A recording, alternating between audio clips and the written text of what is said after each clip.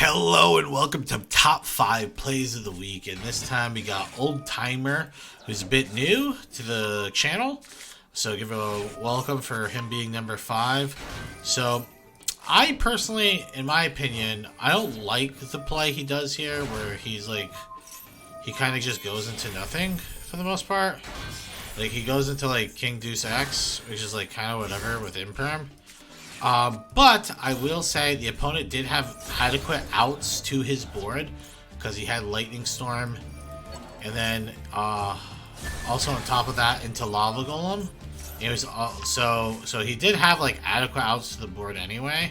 So the one thing I will say, if he did like the normal play where you search just like the main monster, the main Selene monster you go into, you wouldn't have such an easy Lava Golem for him to do.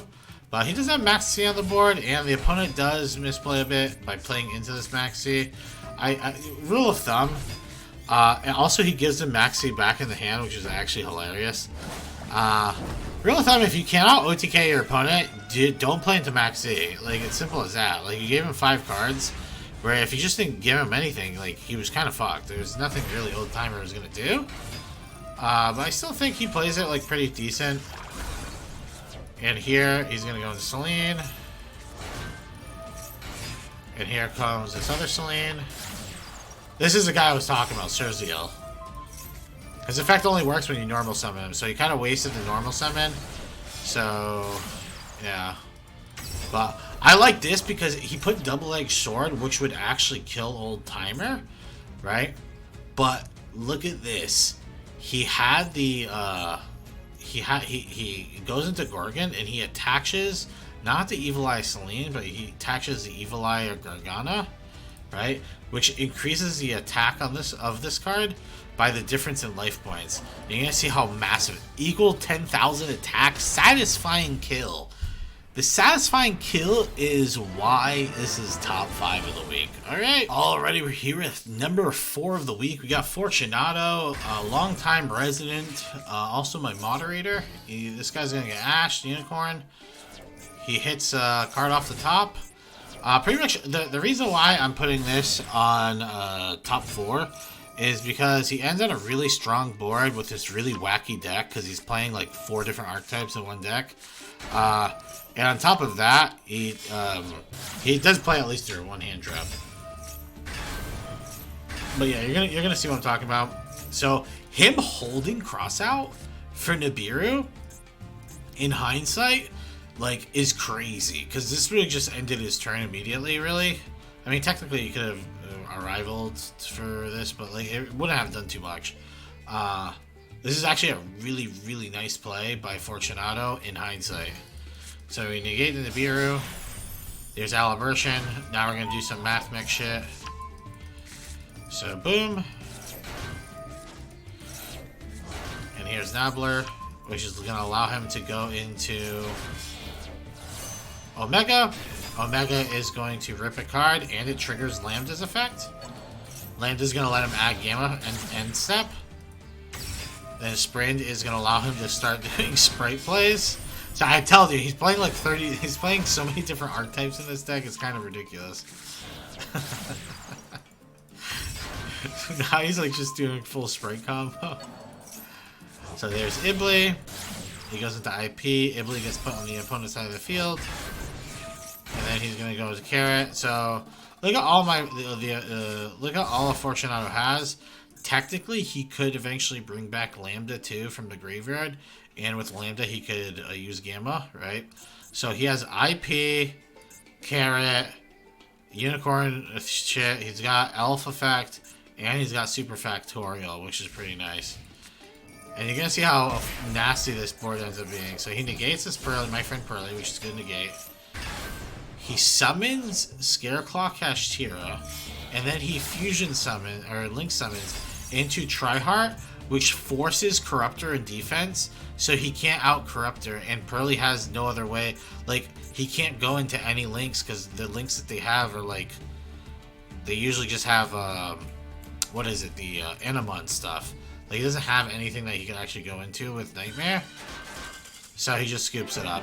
And he still has Super Factorial, so if he did summon a monster to actually go into a Link 2, he was just going to destroy it. Like, it was very GG. So, alright, we got Randy at number 3, and I just think this replay is, like, super fun.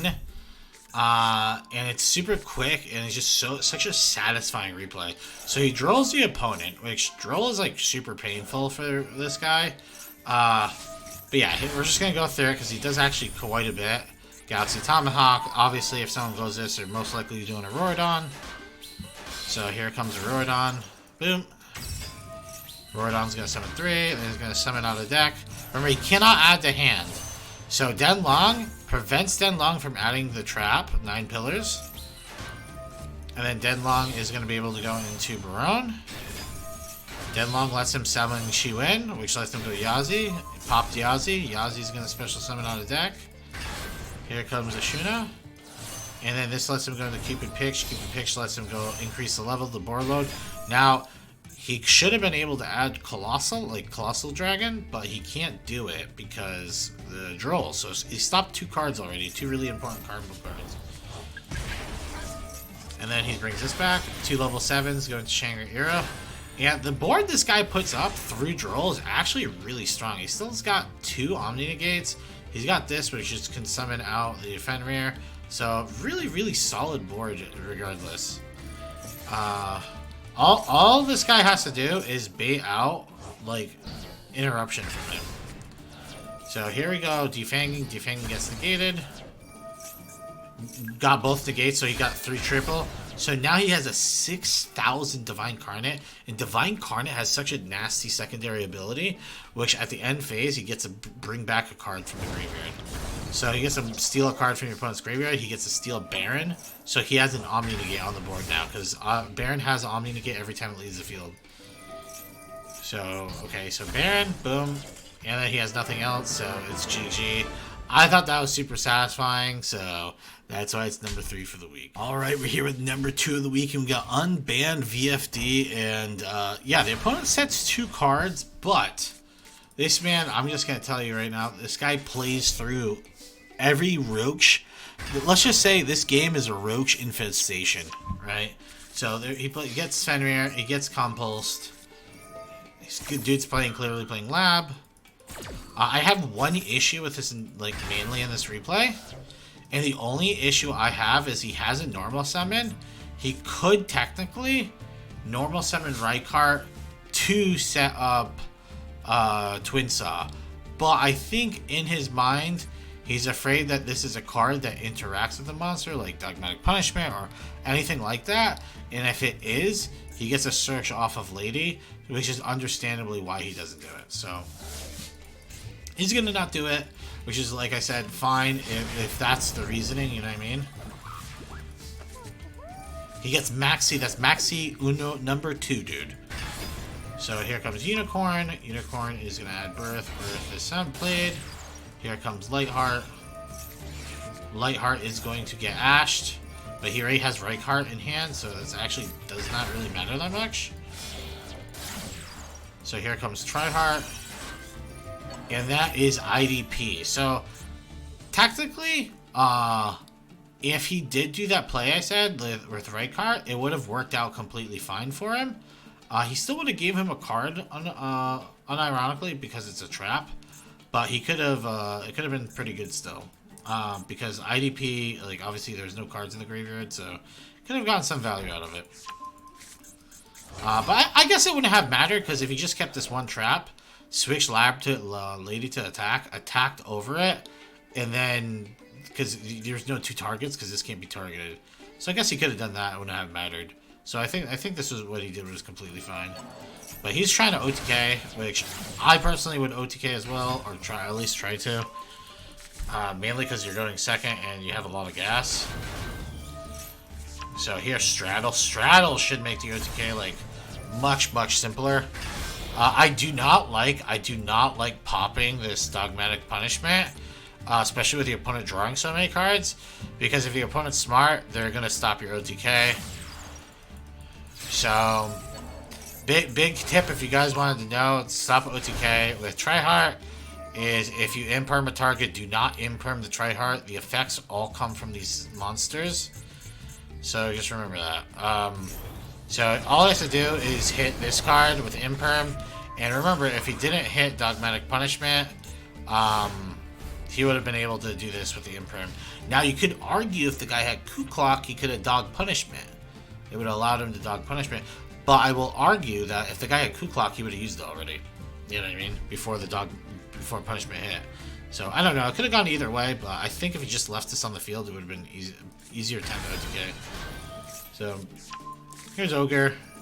And this guy's obviously not playing like traditional like Labyrinth. He's playing like this weird like cash version of it too. And this guy fucks up. He pops Tryhard for some reason, or he could have hit Birth and this instead. And yeah, the good thing about playing into Maxi against a trap deck is like they only have so many cards he could set in the back row. Like he only could set 4 cards in the back row. You can't do anything more. So here comes Punishment. Here comes Birth. Maxi. Well, by the way, 3rd Maxi in a row. This guy got Maxi'd every turn. Every turn this guy played, he got Maxi'd. Alright, so here comes Raycarp. Fenrir banishes. He goes into IP. He needs to go into IP to put a level 3 in the grave. Unfortunately, he has Call By. Pretty unfortunate. There was a world, by the way, he didn't do any of that, and he just kept this at 6,500 and tried to go for kill here. Because he would do over 4k here. But it depends on what the opponent has. And the opponent had Imperm, so if the opponent was smart, he imperms this and he doesn't have piercing anymore. So he did have the out, unironically. So he protects the tryhard, and it's already GG. Guy doesn't want to deal with it, and he was kind of running out of gas to begin with. Either way, playing through 3 Roaches deserves number 2 for the week. Alrighty, we're here with the top replay of the week, and we got Wotan playing the new EXODIA deck. So this is a deck that came from, I don't even know if it's like new, but it got really like famous over the YCS weekend, where Jeffrey was playing this guy named Jeffrey was playing EXODIA, and he was able to beat like an actual competitive deck on camera. And not only that, he was 4-0 by the end of that, which was pretty crazy for EXODIA being 4-0 at a YCS. I don't know what he ended off at, but it's still really impressive, and the deck's actually really consistent if you're watching like how this is done. Pretty much the whole gist of it is you go into Time Star. So here he's going to go Beyond the Pendulum. He's going to set up his pen scales with Harmonizing. Harmonizing is going to let him get 2 spellcasters out. So there's 2 spellcasters for Time Star, or 2 magician monsters, and that look what it does. It lets you send the secondary effect. Lets you send this blue dragon to the graveyard, and then the other effect lets you add a dark spellcaster, so you can add the head, because this card only lets you add normal spellcaster monsters, so like the pieces.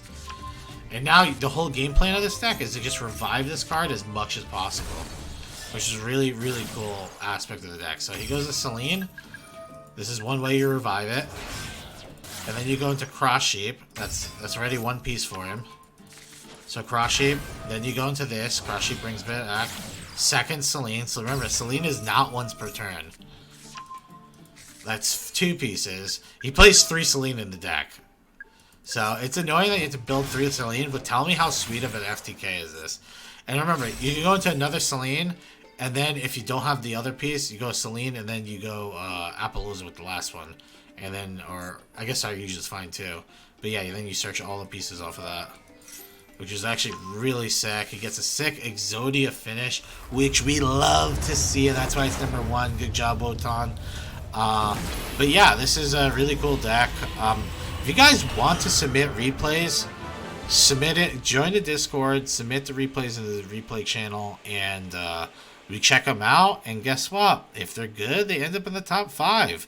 I'm going to tell you right now, a lot of people submit, and sometimes I feel like they're submitting whatever they want. Like they just play like 5 games for the week, and they just submit all 5 games and see if shit sticks. You know what I mean?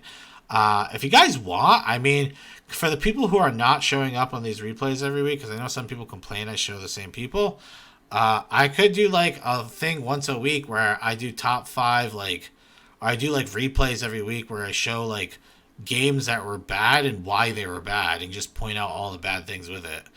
I mean, that could be another type of content I do. I don't know. Almost like a coaching type content. Let me know what you guys think. But, alright, subscribe and goodbye.